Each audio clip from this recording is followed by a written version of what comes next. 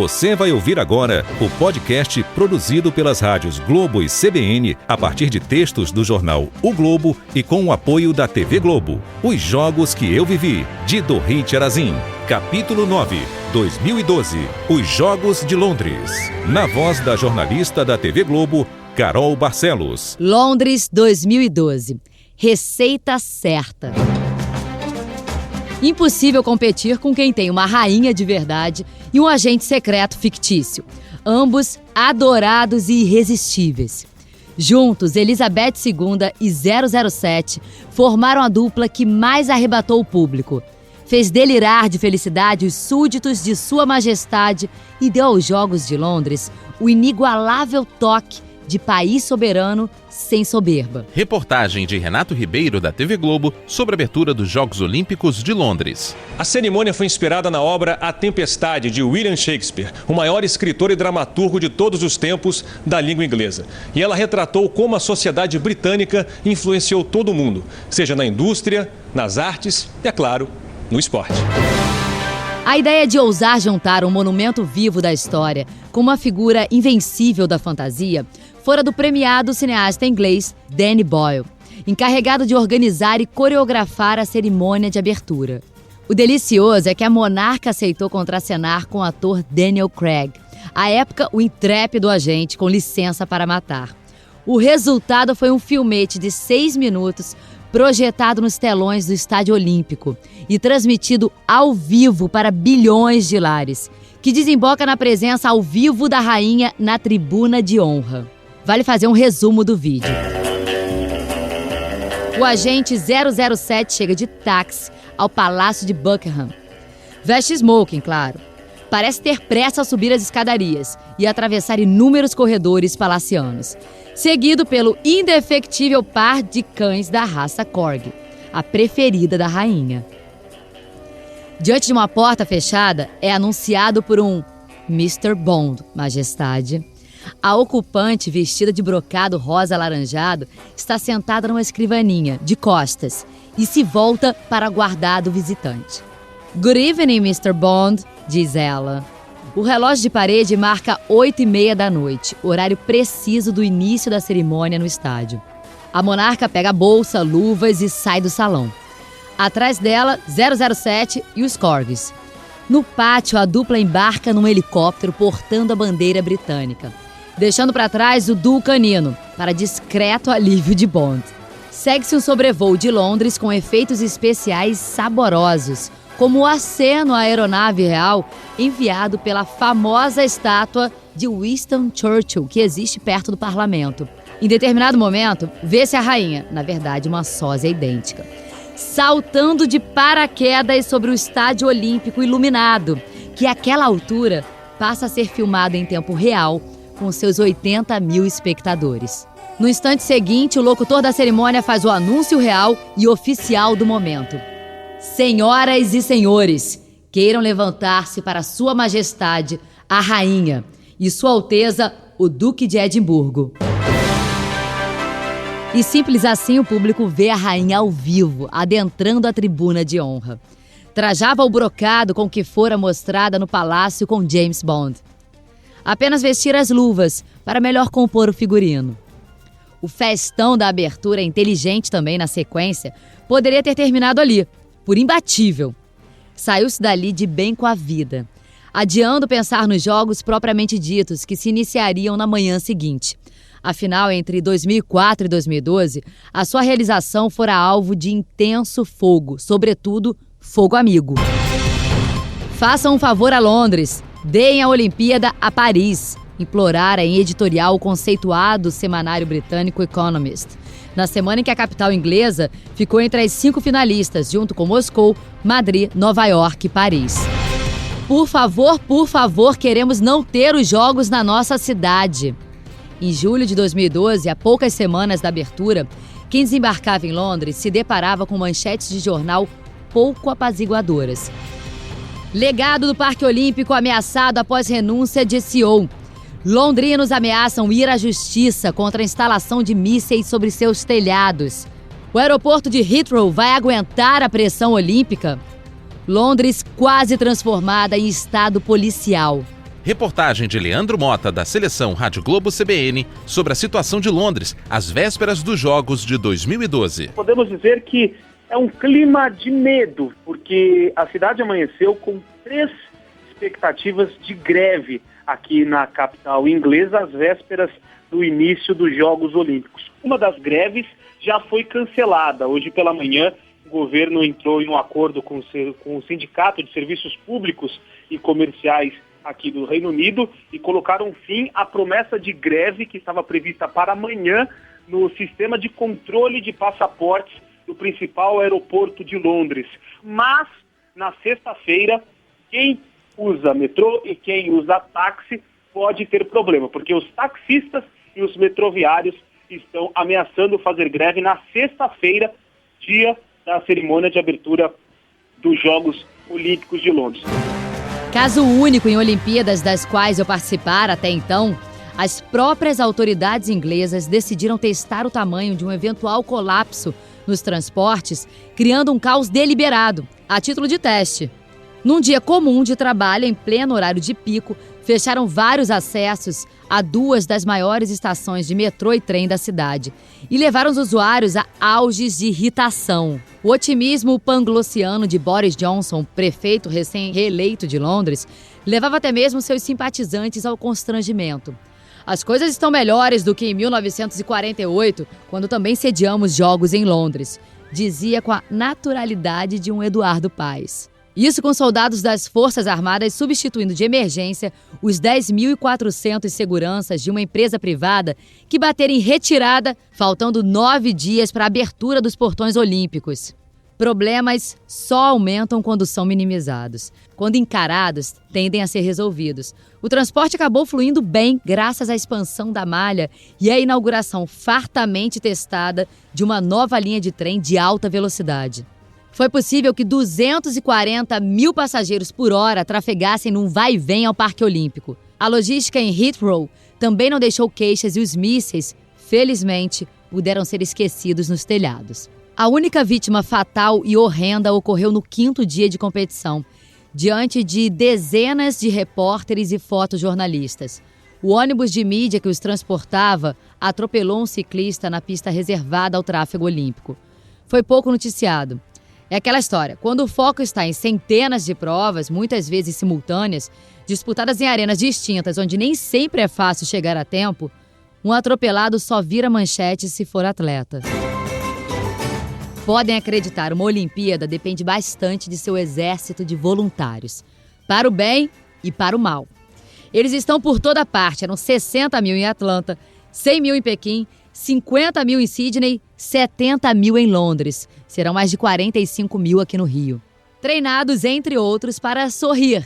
O problema é quando o treinamento não vai muito além disso. Sorrir e querer fazer amigos. Ocorre então um choque de expectativas. O turista olímpico ou credenciado recorre a um voluntário no portão de uma área em busca de informação. O voluntário, que não recebeu treinamento nem informação, responde com um lindo sorriso e pergunta de qual país você é em todos os idiomas que sabe. Já no primeiro dia é possível identificar a que tipo de treinamento o voluntariado local foi submetido. Neste quesito, como em tantos outros, a Atlanta foi de chorar, pois nem sequer sorriso havia. Em Pequim, os voluntários formavam uma impenetrável muralha de cordialidade. Em contrapartida, Londres foi exemplar nas múltiplas funções que voluntários são chamados a desempenhar. Com um diferencial que não existiu em nenhuma das edições das quais participei: autonomia plena, compatível com esferas de autoridade. Leandro Lacerda, da Seleção Rádio Globo CBN, relata o contato com os voluntários em Londres. Os voluntários dos Jogos Olímpicos de Londres pareceram bem preparados. Para quem chega pela primeira vez à capital inglesa, é muito fácil se perder num complexo sistema de transporte. E eu lembro que a nossa equipe tinha acabado de sair do aeroporto de Heathrow, tinha um metrô dentro do aeroporto de Heathrow, chegamos numa estação central e a gente não fazia a menor ideia de que linha pegar para chegar até o Hyde Park, onde ficava o nosso hotel. Rapidamente os voluntários se juntaram e buscaram a melhor indicação. Não fosse esse o quadro, eu teria perdido a gloriosa final de vôlei feminina entre Brasil e Estados Unidos, no decrépito Earls Court Exhibition Center, a milênios de distância do centro de imprensa onde eu me encontrava. O ônibus de mídia designado para o vôlei partira do terminal com 2 minutos de antecedência e me vi a pé, absolutamente sem recursos. Não haveria outro ônibus em tempo hábil. O acesso a táxi ali era proibido. Catástrofe total. Sem ter o que fazer, fui reclamar por reclamar. Passei pela primeira instância, que, como era esperado, me remeteu a uma segunda. Porém, a terceira já veio com a solução. Um veículo olímpico individual que me depositou na porta a tempo. O ouvinte talvez não consiga captar o tamanho desse milagre, pois a solução fugia por completo a qualquer norma. Como o erro de 2 minutos fora do motorista da organização, a voluntária de alto nível tinha autoridade para corrigi-lo. Adorei. Sob o comando do técnico José Roberto Guimarães, Paula Pequeno, Thaísa, Fabiana, Jaqueline, Sheila e Fabi se tornaram bicampeãs olímpicas, vencendo as americanas por 3-1 no sábado, 11 de agosto de 2012. Carlos Eduardo Éboli, da seleção Rádio Globo CBN, relembra o ouro olímpico do vôlei feminino em Londres. O vôlei feminino passou por um aperto tremendo na fase de classificação. Após aquele quase tropeço na fase de grupos, houve uma chacoalhada geral no ambiente da seleção feminina e aí a seleção de fato arrancou para a conquista do bicampeonato numa final sensacional contra as americanas, em que o Brasil saiu atrás, teve um primeiro set irreconhecível e virou a partida num atropelamento que a gente viu em Londres, um jogo sensacional também de recuperação de uma seleção realmente que marcou a época e que consagrou o seu técnico como sendo o único tricampeão olímpico do nosso país. Entrevista de José Roberto Guimarães à TV Globo, após a conquista nos Jogos de Londres. Nós estamos muito felizes por tudo isso, pela situação difícil que a gente saiu e aonde a gente chegou. Só o Papai do Céu poderia escrever uma história tão bonita assim. A feiura da arena de Earls Court não foi regra nem exceção em Londres. Os organizadores haviam se esmerado em cortar as habituais extravagâncias dos comitês organizadores. E ainda assim, o orçamento original estourou em 5 vezes. Excetuando-se o esplêndido velódromo com teto em forma de capacete, boa parte das instalações tinha charme zero. Em contrapartida, eram funcionais, bem dimensionadas, sendo muitas delas desmontáveis. Mas os organizadores também contavam com uma farta escolha de locais icônicos para equilibrar o evento com pompa, circunstância, história e simbolismo. As 4.700 medalhas de ouro, prata e bronze, por exemplo, ficavam guardadas na Torre de Londres, usada por monarcas britânicos por mais de 600 anos para armazenar suas joias e coroas.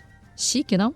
As partidas de vôlei de praia eram disputadas num dos pontos turísticos mais visitados da cidade, a Horse Guards Parade, esplanada da troca de guarda montada da rainha.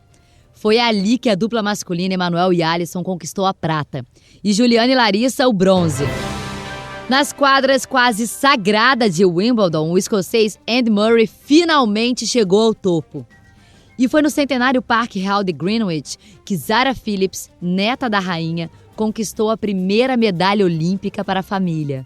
Foi um bronze por equipes em adestramento, comemorado com entusiasmo juvenil pelos primos William e Harry. Leandro Lacerda, da seleção Rádio Globo CBN, relembra o peso da tradição da família real nos Jogos de Londres. Uma das histórias mais pitorescas dos Jogos de Londres diz respeito ao Hyde Park, que é um dos maiores parques da capital inglesa.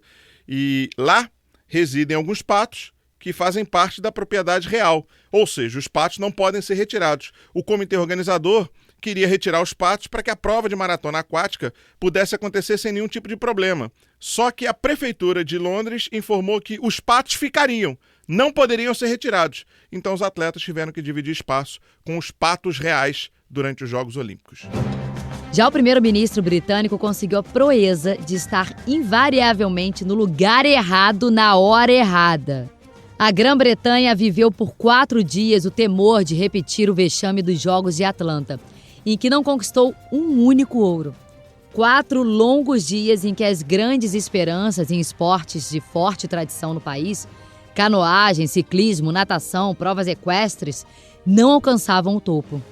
Não entrem em pânico, aconselhavam os dirigentes do time GB através da BBC, dirigindo-se tanto ao público quanto aos patrocinadores.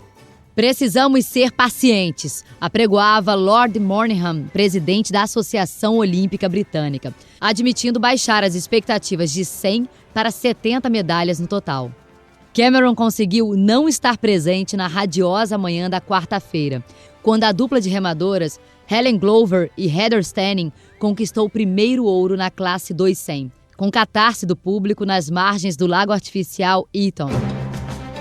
Sequer estava em Londres quando Sir Bradley Wiggins eletrizou a nação vencendo a prova de ciclismo individual contra-relógio, com direito à idolatria definitiva. Era a 7ª medalha olímpica do atleta, que pretende tornar-se o maior do esporte nos Jogos do Rio. O premier fora visto esgueirando-se nas arquibancadas da impensável derrota do mascote e menino de ouro, Tom Daley, estrela do salto ornamental, e na derrota de Mark Cavendish, tido como ouro certo no ciclismo de rua, cujo trajeto foi acompanhado por 5 fileiras cerradas de torcedores. Deve ser um pesadelo ter fama de pé frio, né? Ainda mais quando o que está em jogo é a honra nacional. Inversamente, deve fazer um bem danado ao ego político ser aplaudido como portador de sorte. Foi nesta arena que Cameron e François Hollande travaram um duelo olímpico privado nos Jogos. O embate começara 7 anos antes, na reunião do COI em Singapura, quando o belga Jacques Hogg, então presidente da entidade, abriu o envelope e leu o nome London como cidade vencedora. A França inteira ficara de luto, pois Paris era tida como imbatível e os Champs-Élysées já estavam engalanados. Hollande optou por esnobar a cerimônia de abertura da rainha, mas estava a postos no dia seguinte, quando a natação francesa estreou sua admirável arrancada rumo ao pódio. Só nas primeiras 24 horas de competição, o país já tinha conquistado 2 ouros e 1 prata. Por onde Hollande circulava, os atletas Bleu Blanc Rouge subiam ao pódio. Paralelamente, o Bureau de Turismo gaulês também atacava, lançando um sorteio provocação através do Facebook. Para cada ouro do time britânico, alguém ganharia 2 passagens com estadia de 2 dias em Paris ao término dos Jogos. O slogan do material de propaganda era: compita em Londres, celebre em Paris. Leia-se: venha comer bem e se divertir bastante do outro lado da mancha. No final das contas, contudo, o motivado time de Sua Majestade fez a sua parte, com um desempenho invejável. 3ª colocação em número de medalhas de ouro, atrás apenas de Estados Unidos e China e à frente de Rússia, Alemanha e França. Foi o melhor resultado britânico desde 1908. E a cobrança, encerrada a festa, passou para a liderança política, encarregada de dar continuidade ao renascimento do esporte britânico. Mais da metade das 47 medalhas obtidas pelos ingleses em Pequim havia sido conquistada por atletas saídos de colégios particulares. Considerando-se que essas escolas educam apenas 7% dos jovens ingleses, a distorção de oportunidades se tornara gritante.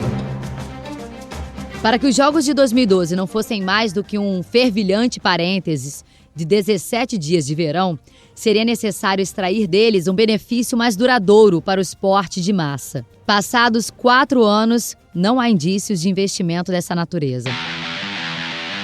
Para o Brasil, Londres deu alegrias múltiplas, com um total de 17 medalhas conquistadas por 57 atletas nacionais em 7 modalidades. 3 ouros, 5 pratas e 9 bronzes. O segundo lugar do nadador Thiago Pereira nos 400 metros medley, a 2 raias ao lado e 2 colocações à frente de Michael Phelps, foi deslumbrante e merecido. Nas 2 edições anteriores dos Jogos, batera na trave.